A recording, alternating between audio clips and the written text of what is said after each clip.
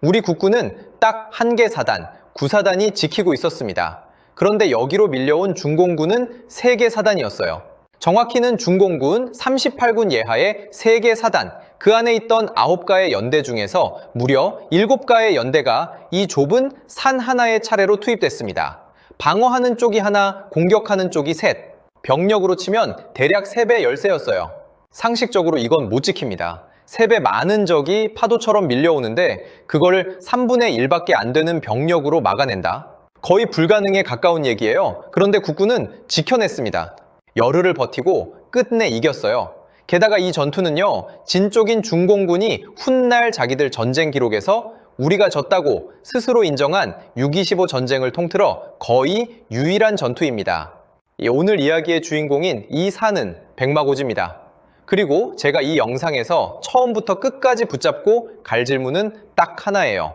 어떻게 이겼는가? 한 개 사단이 무슨 수로 3개 사단을 막아냈는가? 이걸 끝까지 따라오시면 여러분이 지금까지 정신력으로 버틴 전투 정도로 알고 계셨을 백마고지가 완전히 다른 얼굴로 보이실 겁니다. 자, 1952년으로 가보죠. 먼저 이 산이 왜 그렇게 중요해서 했는지부터 짚어야 합니다. 강원도 철원, 그 유명한 철의 삼각지대의 서남쪽 어깨에 이 산이 딱 버티고 있어요. 해발 395m. 그래서 당시 군사지대는 이름도 없이 그냥 395고지라고만 적혀 있었습니다. 별것 아닌 야산처럼 보이죠.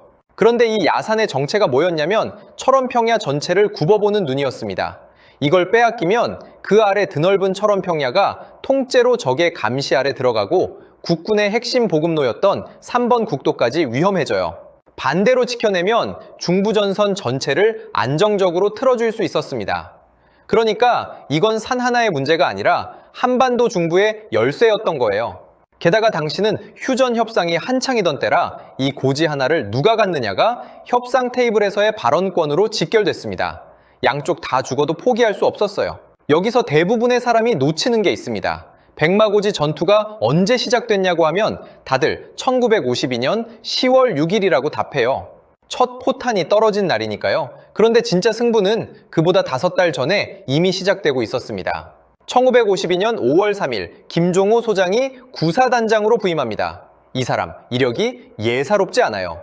6.25 초반 춘천에서 북한군의 남하를 지연시켰고 압록강 초상까지 국군 중 제일 먼저 도달했던 이미 신화를 하나 쓴 명장이었습니다. 그런데 이 사람이 부임하자마자 한 일이 좀 특이했어요. 전투 준비가 아니라 훈련이었습니다. 그것도 지독하게요. 당시 중공군의 가장 무서운 무기는 그 악명 높은 인해전술이었습니다. 한밤중에 소리 없이 기어 올라와서 나팔과 피리를 불며 사방에서 파도처럼 밀려드는 거예요. 항복하는 척하다 갑자기 공격하는 위장 전술도 썼고요. 김종호 장군은 이 패턴을 철저히 분석하고 사단 안에 자체 야전 훈련장을 만들었습니다. 중공군이 이렇게 나오면 우리는 이렇게 대응한다를 전 장병 몸에 배도록 반복 훈련시킨 거예요. 진지도 싹 뜯어 고쳤습니다. 병력을 좌측에 30연대, 우측에 29연대로 배치하고 28연대를 뒤에 예비로 빼놨어요. 이 배치가 나중에 어마어마한 역할을 하니까 기억해두세요. 그리고 백마고지 방어를 맡은 30연대는 고지 위에 1대대를 올려두고 뒤쪽에 3대대를 예비로 준비시켜 뒀습니다. 이게 왜 중요하냐면요. 우리는 백마고지 하면 근성으로 버텼다, 정신력으로 이겼다만 기억하잖아요. 그런데 이 전투는요, 근성보다 준비로 이긴 전투에 훨씬 가깝습니다. 5달 동안 흘린 땀이 열흘 뒤에 목숨값으로 돌아온 거예요. 이 얘기 뒤에 다시 나옵니다. 그리고 전투 사흘 전 결정적인 사건이 하나 터집니다. 10월 3일, 마침 개천절이자 추석이 겹친 날이었어요. 이날 국군 6중대 정면으로 중공군 장교 한 명이 걸어옵니다. 총을 버리고 손을 든 채로요, 자진 귀순한 겁니다. 이름은 곡중교. 중공군 114사단 340연대 2대대 7중대 소속 군관이었어요. 이 사람이 털어놓은 이야기는 듣는 순간 등골이 서늘해지는 내용이었습니다. 중공군 38군장의 직접 명령이다. 곧 백마고지를 대대적으로 공격한다. 10월 4일에서 6일 사이다. 그리고 공격 전에 상류 복내호의 수문을 열어서 역곡천을 범람시킬 거다. 백마고지를 물로 고립시킨 다음에 친다. 적의 공격 날짜와 방법을 공격이 시작되기도 전에 알아버린 겁니다. 이건 전쟁에서 정말 엄청난 정보예요. 30연대장 이믹순 대령은 즉시 움직였습니다. 고립될 경우를 대비해 일주일 이상 버틸 병력과 보급품을 고지에 미리 쌓았고 예비였던 3대대를 백마고지로 올려보냈어요. 방어 병력을 2개의 대대 규모로 증강한 거죠. 이때 30연대 1대 대장 김영선 소령기 한 조치가 아주 중요합니다. 훗날 그가 국방부 전사편찬위원회에 남긴 증언을 그대로 옮겨볼게요. 첫째, 본구리 하나를 빼앗겨도 다음 본구리에서 지킬 수 있도록 각 중대를 본구리 단위로 사방방어 진지로 짰습니다. 둘째, 적의 포격에 대비해 교통호를 사람 키 하나가 넘는 깊이로 파고 진지 앞 철조망을 3줄에서 7줄로 늘렸어요. 지뢰는 촘촘하게 깔고 포탄에 끊기지 않도록 통신선을 전부 참호 안에 묻었습니다. 그리고 김영선 소령은 전 장병 앞에서 이렇게 훈시했다고 해요. 이제 우리는 죽어도 이 고지에서 죽고 살아도 여기에서 산다. 다 같이 죽음을 각오하고 최후까지 싸워 이기자. 그런데 재밌는 건 정작 예고됐던 10월 4일에 아무 일도 안 일어났습니다. 잔뜩 긴장했던 병사들이 오히려 맥이 좀 풀렸대요. 하지만 그건 잠깐이었습니다. 10월 6일 오후 마침내 시작됩니다. 아침부터 중공군의 포격이 쏟아지고 첩보 그대로 복내오둑이 터지면서 강물이 범람했어요. 그리고 저녁 7시 15분 중공군 114사단이 어둠을 뚫고 30연대 정면으로 쏟아져 내려왔습니다. 그날 밤이 어땠는지 김영선 대대장의 증언이 생생하게 남아있어요. 밤 10시 40분쯤 적의 포격으로 통신이 완전히 끊겼답니다. 각 중대가 어떤 상황인지 알 수가 없으니까 대대장이 직접 참호를 기어다니며 중대를 돌았대요. 가보니 무정이가 다 부서지고 안테나까지 잘려 있었다고 하고요. 새벽 2시쯤 적의 3번째 공격이 시작됐는데 포격이 얼마나 지독했던지 교통호가 전부 무너지고 흙먼지가 발목까지 차올랐답니다. 진지 주변엔 아군과 적군의 시체가 즐비했고요. 그런데 이 대목이 정말 눈물겨워요. 부상당한 병사들이 하나같이 후송을 거부하고 다친 몸으로 끝까지 진지를 지켰다는 겁니다. 그리고 7일 새벽 6시 중공군이 물러났습니다. 이 하룻밤 동안 대대 하나가 거둔 전과가 어마어마했어요. 적 사살 1천여 명, 포로 10명, 소총 202정과 다발총 49정 노획. 첫날 방어 완벽한 성공입니다. 자, 여기서 5달치 준비가 빛을 발한 거예요.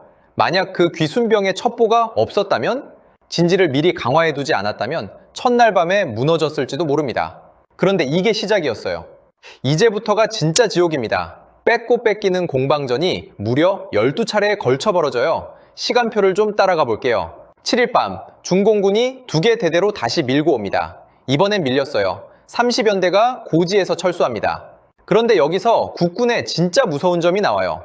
철수한 지 불과 2시간 만에 이번엔 뒤에 있던 28연대가 치고 올라가서 고지를 다시 빼앗습니다.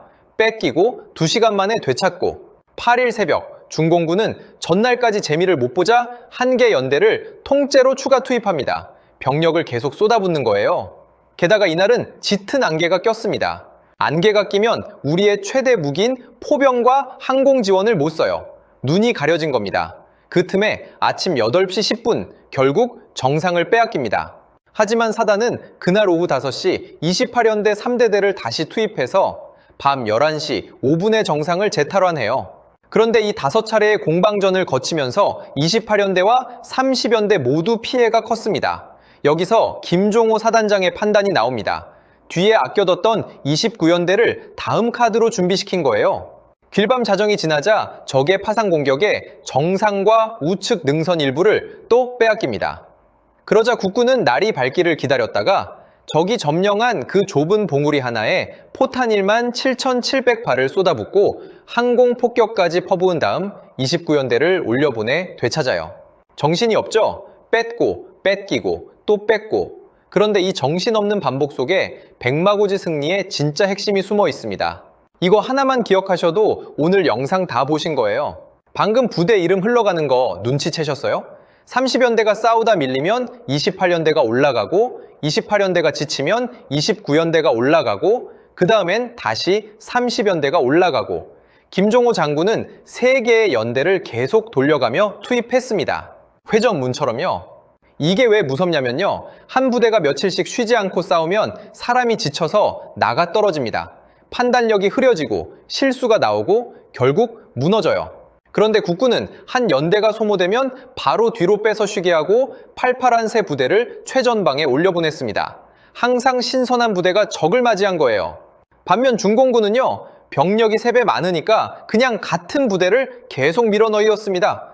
물량으로 밀어붙인 거죠. 그런데 그 3배 많던 부대가 쉬지도 못하고 계속 갈려나가면서 점점 힘이 빠졌어요. 나중엔 처음에 그 무서운 기세가 안 나왔습니다. 3배 많은 적을 이긴 비결이 바로 이거예요. 머릿수의 싸움을 체력과 관리의 싸움으로 바꿔버린 겁니다. 실제로 이 전투를 분석한 국방부 공식 기록도 승리 요인으로 딱 3가지를 꼽아요. 우수한 정보활동, 보병과 포병의 완벽한 협동, 그리고 부대 교대를 통한 충분한 휴식. 우리가 방금 눈으로 본 그대로입니다. 자, 이제 이 이야기의 절정으로 갑니다. 10월 12일, 이날도 국면이 급박했어요. 11일 밤에 고지가 또 적의 손에 넘어갔고 12일 아침 30연대가 29연대를 뛰어넘어 방역해 되찾았는데 다시 적의 역습에 빼앗깁니다. 그래서 30연대 일대대가 또 정상을 향해 올라가고 있었어요. 그런데 구분응선, 정상 코앞에서 발이 묶입니다. 중공군이 절묘한 위치에 기관총 진지 하나를 박아놨는데 이게 우리 병사들이 올라가는 길목을 정확히 틀어막고 있었던 거예요. 더 미치는 건 위치가 하필 사각지대라 포병으로 쏴도 비행기로 폭격해도 각도가 안 나왔습니다. 그야말로 난공불락. 기관총 하나 때문에 대대 전체가 앞으로 못 가고 병사들만 그 앞에서 계속 쓰러지고 있었어요. 부하들이 죽어나가는 걸 더는 못 보겠던 3사람이 나섭니다. 1대대 3중대 1소대장 강승우 소위, 그리고 안영권 하사와 오규봉 하사, 이 3사람이 수류탄을 뽑아들고 총알이 빗발치는 그 길로 적진의 몸을 던졌습니다. 그리고 기관총 진지를 폭파시켰고 3사람 모두 그 자리에서 전사했어요. 하지만 그들이 몸으로 뚫어놓은 그 길로 국군이 일제히 돌격해서 오후 1시 20분 마침내 정상을 되찾았습니다. 그리고 이 탈환을 마지막으로 중공군은 다시는 정상에 발을 붙이지 못했어요. 이 3사람을 사람들은 훗날 백마고지 3군신이라고 불렀습니다. 3명의 군신, 살아 돌아올 수 없다는 걸 알면서 그 길로 뛰어든 사람들이죠. 여기서 아까 이 전투는 근성이 아니라 준비로 이겼다던 말 다시 꺼내볼게요. 오해하지 마세요. 이 3사람의 희생이 근성이 아니라는 게 절대 아닙니다. 제가 하고 싶은 말은 이 엄청난 정신력이 그냥 허공에서 나온 게 아니라는 거예요. 5달의 훈련, 정확한 정보, 하늘을 덮은 화력, 체계적인 부대 교대, 이 모든 준비가 갖춰져 있었기 때문에 그 위에서 병사들이 목숨을 건 용기가 헛되지 않고 승리로 이어질 수 있었던 겁니다. 준비된 판 위에서 정신력이 마침표를 찍은 거예요. 전투는 며칠 더 이어졌습니다. 10월 13일엔 이승만 대통령이 미 8군 사령관 벤 플리트 장군과 함께 직접 구사단을 찾아왔어요.